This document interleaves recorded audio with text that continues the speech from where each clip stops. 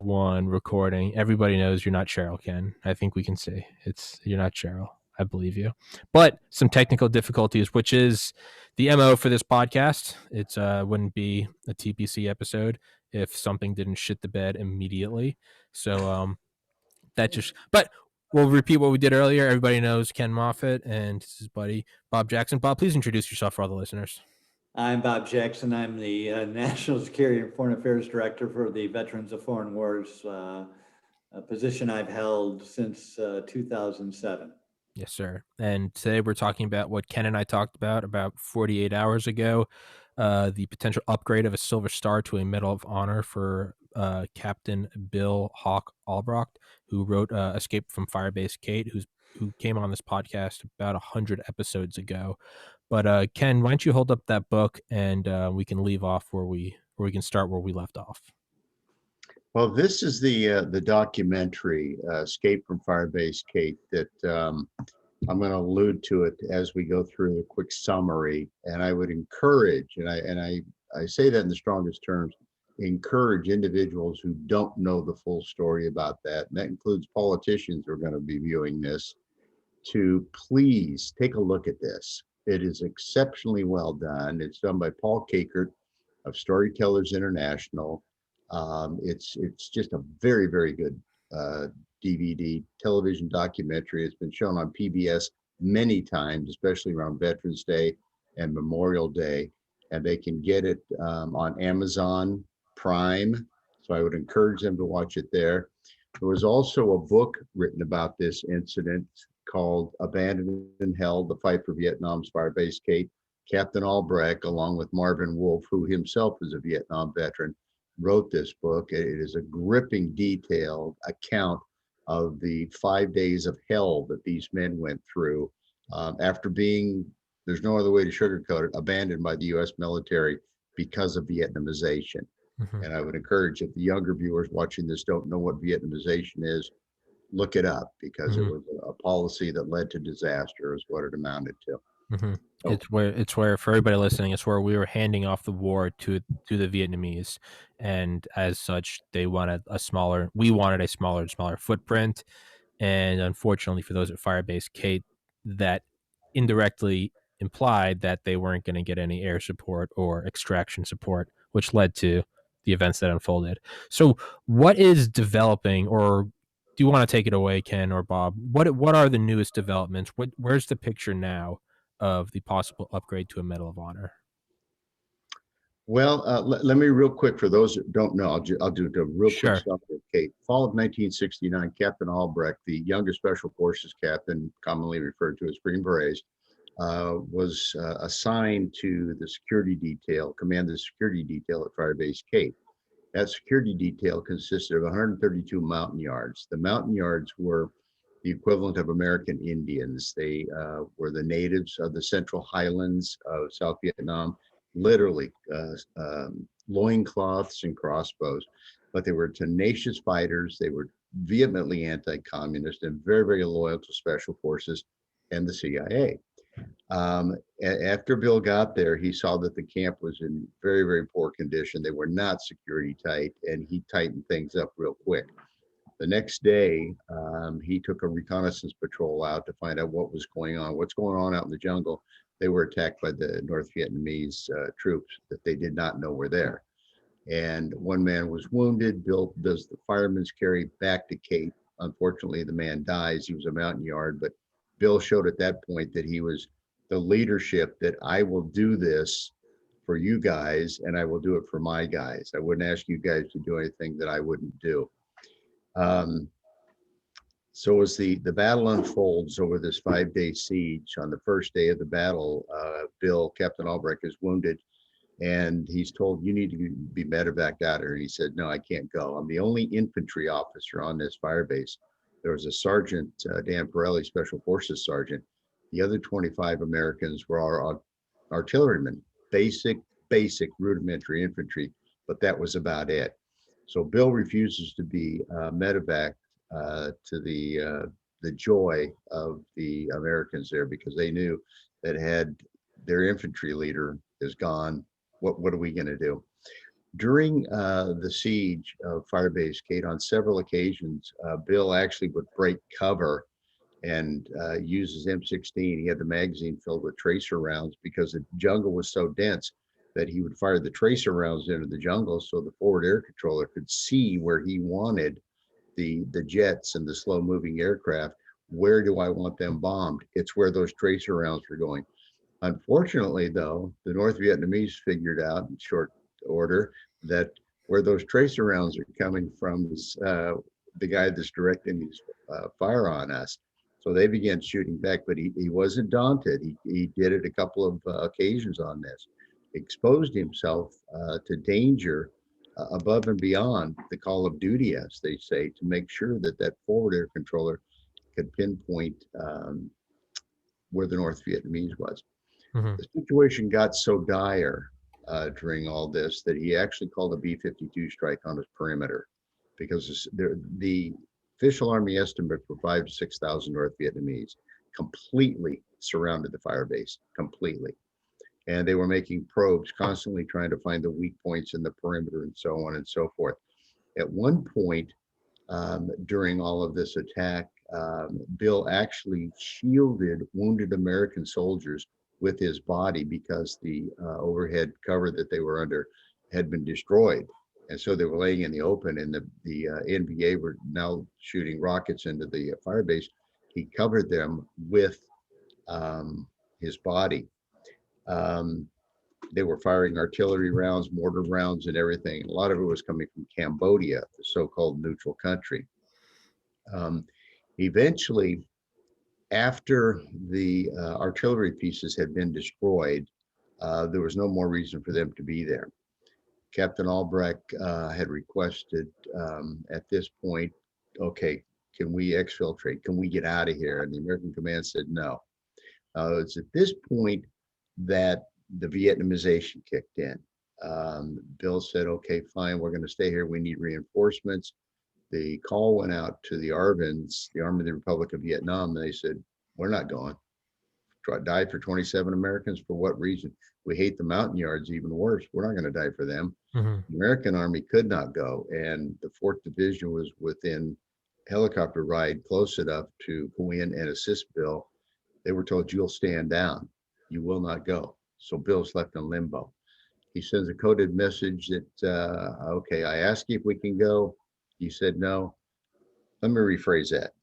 We are leaving. Yeah. So Yeah. at this point, he gets his team together and he says, this is what's going to happen. 22 hours tonight, 2,200 hours tonight, 10 o'clock. We are going to meet on this side of the perimeter. We are going to conduct an escape and evasion. We're going out of here. Well, as he's making his final push around the firebase to make sure that everybody's where they're supposed to be, he hears the North Vietnamese clipping the wire coming up the north slope. And they're literally hot on their heels. So Bill says, let's go, we're gone. They break out of the firebase. And as they get through the firebase into a place that's called the Gap, it's almost like a funnel, if you will. And then they get around to what they called Ambush Hill, this little knoll just south of the firebase. North Vietnamese open up on them in an ambush. Men are scattering everywhere into the jungle. Well, the good fortune is that they actually went to the one side when they were supposed to go to the other. Had they gone to the other side, they would have been in a perfect kill zone for the North Vietnamese. So they got out of that, and Bill reorganizes along with Sergeant Pirelli, gets these men back into some sort of file, some sort of group that they can lead. So through the next 8 to 10 hours, actually about 10 to 11 hours, they're trudging through triple canopy jungle. No air support, no artillery support, no ground support. They are it.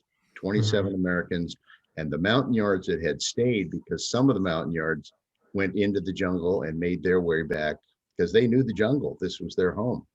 Made their way back to the Special Forces camp. The North Vietnamese were beating the bush. They were not taking any prisoners. They were beating the bush, and they were going to kill every American they found. But fortunately, Captain Albrecht was able to get them back to the Mike Force, but the Mobile Strike Force. Before he's able to do that, they make their way through the jungle, pitch dark. I mean, they're literally holding on to each other so they don't get lost. They come to a clearing about the size of a football field, and Bill sends him a message across to where he thinks the mobile strike force is, and he says, send one of your guys across. No, you send one of your guys across. They didn't want to be compromised. So Bill, leadership that he does, he took the point and he went across this open field, a perfect kill zone, had the North Vietnamese seen him. Mhm. Makes contact with the Mike force on the other side, comes back across, gets his men, they go back. So 3 times he crosses this field and in that kill zone, links up with the Mike force, and about 10 to 11 hours after all of this began, he made it back with those men back to Buprang. One of the helicopter pilots, John Beckenworth, an incredible statement, made it in his statement that the American command had written him off for dead. The American command knew that Captain Albrecht and these 27 Americans were dead. He thought they were ghosts. I mean, it was just one of those, how can this be that they're alive? Because he witnessed it from his helicopter. He witnessed the battle and he saw the ferocity of it, the North Vietnamese swarming into the fire base, and he knew good and well that Bill and them were dead. So 43 years after the fact, Bill's the only American was not given an award of any type, any kind whatsoever, the only American. And it's sort of a humorous story, but those of us who have been in the Army or the military realize that when things go wrong, they go wrong. He was on his way to the award ceremony at Van Metuit, and the helicopter comes in, and just at that time, an American patrol comes into the Special Forces camp, and these guys are shot up pretty badly. And Bill says, I'll tell you what, we need to get these guys to the aid station. Forget the award ceremony. It'll be there or not. Who cares? They get him to the aid station. He then goes to Ban Me to it. The general's helicopter is gone. Any award that he was supposed to receive, he never received. So being 21 years old, it'll catch up to me. It never does. So 43 years after the fact, he was recommended for the Medal of Honor by Congressman Schilling from Illinois. The Army comes back and says, we're going to give you the Silver Star. The same award 2 other officers got. And everybody scratching their heads. How can this be? Are you guys missing something? So we send up an appeal to the Army Review Board agency, ARBA, and we send up new information that we have now, the documentary, new witness statements, all these new facts that we were able to glean. Because after the book and the documentary came out, I was getting phone calls from people saying, I was there, I was a pilot, I did this, I did that. Okay, I need the witness statements, all this good information. Send it up to ARBA. And I'm going to read a quote. This is from ARBA, the Army's own review board. Board determination / recommendation. The board determined the evidence presented is sufficient to warrant a recommendation for relief. The board unanimously agreed that the Silver Star does not adequately recognize the applicant's service during the period in question. As a result, the board recommends that the Department of the Army records of the individual concerned be corrected by referring the recommendation to award him the Medal of Honor to the Senior Army Decorations Board. Parentheses, convening a panel of officers other than those who recommended the award of the Silver Star to reconsider the recommendation to award him the Medal of Honor. So the Army's award branch, ARBA, said, you guys made a mistake. Mm-hmm. Furthermore, they said, we don't want those guys that were involved in the first mistake to be involved in looking at this new information. And so here we are in 2021, the Army has denied him twice, and they refuse to tell us why. Now, they're not bound by law to tell us that. That's fair. But when you have even a sitting U.S. Senator made the request, what are we missing here? The Army has for 15 months just blown it off. It kind of sounds like some Watergate stuff. Like we're pulling on a thread, and it's like, why won't you just tell us why you can't get the Medal of Honor? And it's like, are we going in deep? Is this going to end up with some CIA hit on one of us? It's bad enough that they left. That's bad enough that they left him for dead. I know, right? They can't give him an award. But and I gotta believe, I look at Ken, and he's been driving this bus forever. I'm just a Johnny come lately who happens to understand and know how to navigate Congress and the military service organization, the veteran service organization area. I mean, that's what I do for a living every day. So, but having met Ken and then having him tell me the initial story and then watching the documentary, it's just, it just is maddening to me that we're actually having this conversation on your show. And it's actually kind of depressing that a guy like Bill, who not once, not twice, but several times showed courage above and beyond and leadership skills that any military officer would have killed for, that we're not presenting him with the Medal of Honor in a ceremony at the White House. That just is that cannot stand. Yeah. So we're here today, Todd, to try to get your listeners to understand what Bill did for not only his country but for his mates, and that those actions are more than deserving for the recognition of the Medal of Honor.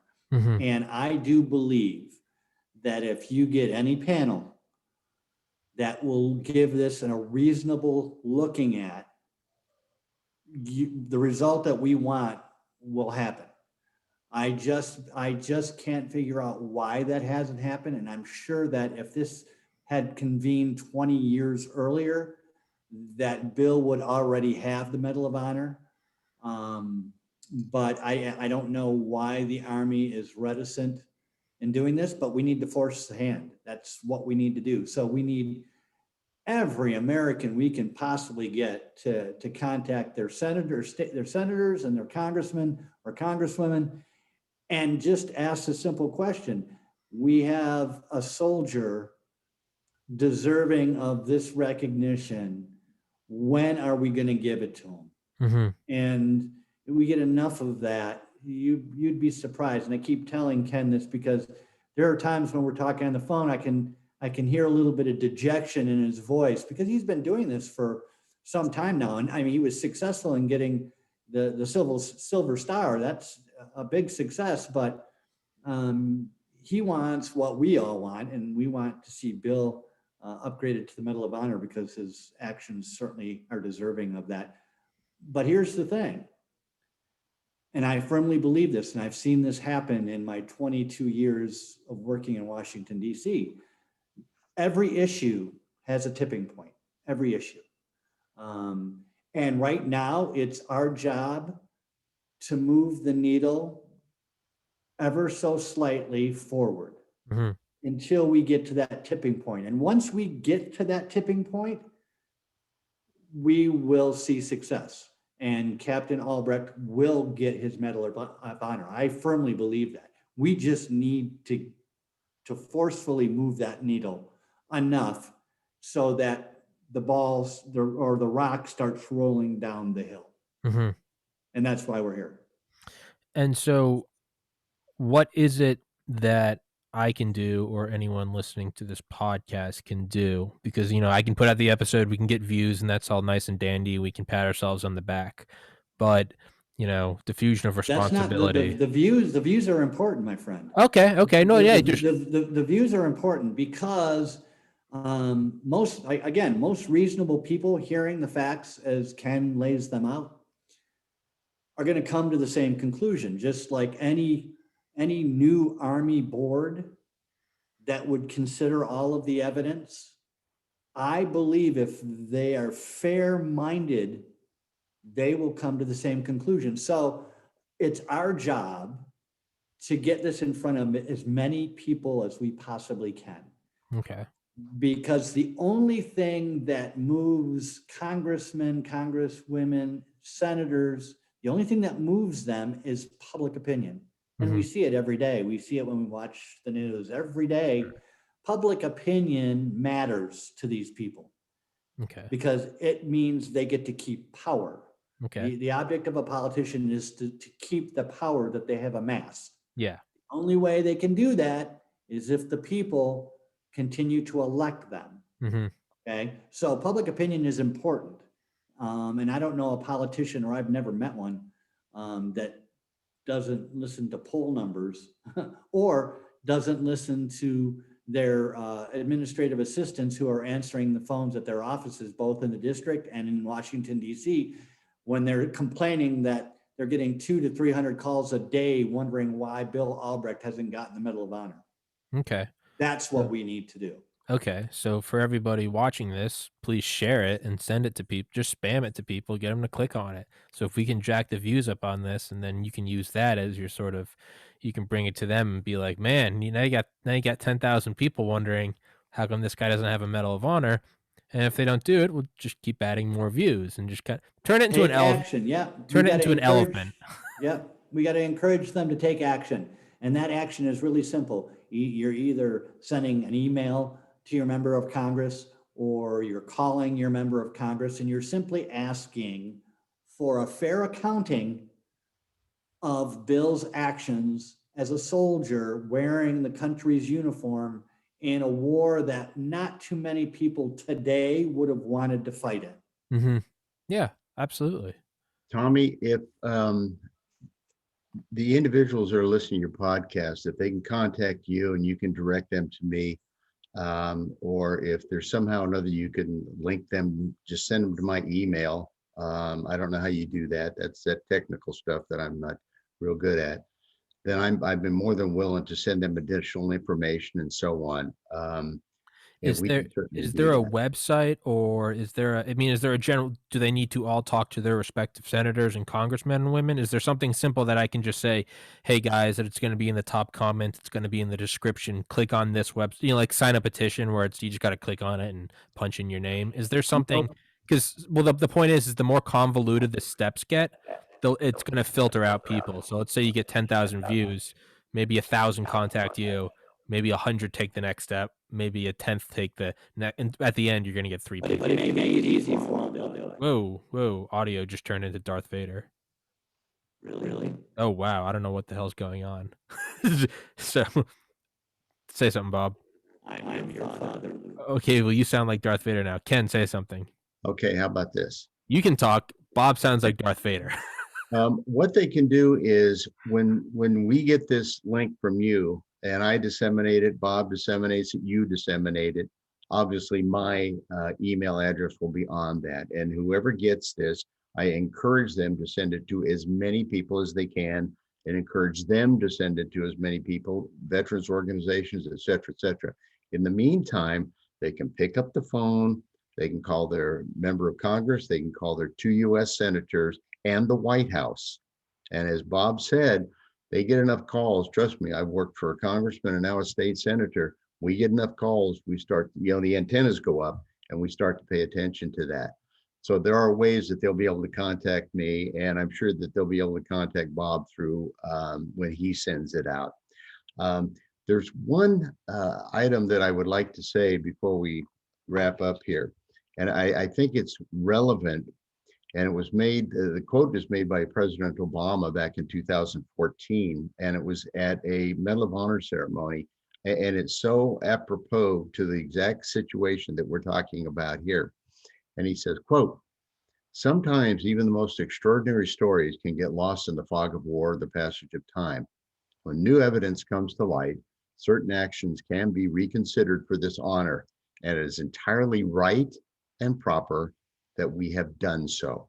President Obama, September 15, 2014, Medal of Honor ceremony, Command Sergeant Major, Special Forces, Bernie Adkins. And I emphasize that Special Forces because after the Silver Star came down, I called the chief of the Awards and Decoration branch at the Fort Knox, Kentucky. And I asked him, okay, can you give me kind of a thumbnail of what's going on here? And he says, well, I really can't tell you how they voted.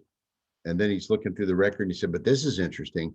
One of the members on the panel that voted against Captain Albrecht getting the Silver Star said, and this is as close to the quote as I can get, well, he's Special Forces. That's what we expect of him. Mm-hmm. Yeah, you I had think said that that. sums up a lot. Okay. And then yeah, you juxtapose that with the Obama quote about special forces individual. So, yeah, so primary listener, you listening, wondering what you can do, just share it, put it on your Facebook or your Twitter or Absolutely. whatever. Just push it along and, you know, these things often take, it takes a little bit, can take days, weeks, but, let's get the ball rolling and start pushing the snowball and hopefully this helps accumulate and as Bob said helps tip the needle in the direction that we'd like because it's a travesty that my shitty little podcast above my parents' garage is the platform we're using to get this hero his Medal of Honor. He deserves to be on the front lawn of the White House with the president pinning it on him, not me in some jackass sweatshirt saying, we got to give him the Medal of Honor. This podcast alone is an insult to him. So, let's get this thing going. But, Not true, Tommy. oh, hey, he's back. He's back. He's not Darth Vader anymore. Yeah, not true. This little podcast could do quite a bit as Okay. far as helping us move the needle. Yes, sir. Well, as you guys requested, we're going to keep this one short so people aren't intimidated by a 2-hour long video they have to watch. So let's wrap this one up and Bob, I'm going to email you because independent of all of this, you and I have some podcasts to do and I'm not letting you wriggle out of it. All right? Very good. That's fine. Anytime. All right. All right. Well, Mr. Bob Jackson, it was good to meet you. And Ken Moffat, as always. Thank you for coming back on here. Everybody, please share this video. Let's help Hawk get his well-deserved Medal of Honor. Sounds good? Thanks, Tommy. All right, my man. You guys take care. Take it easy.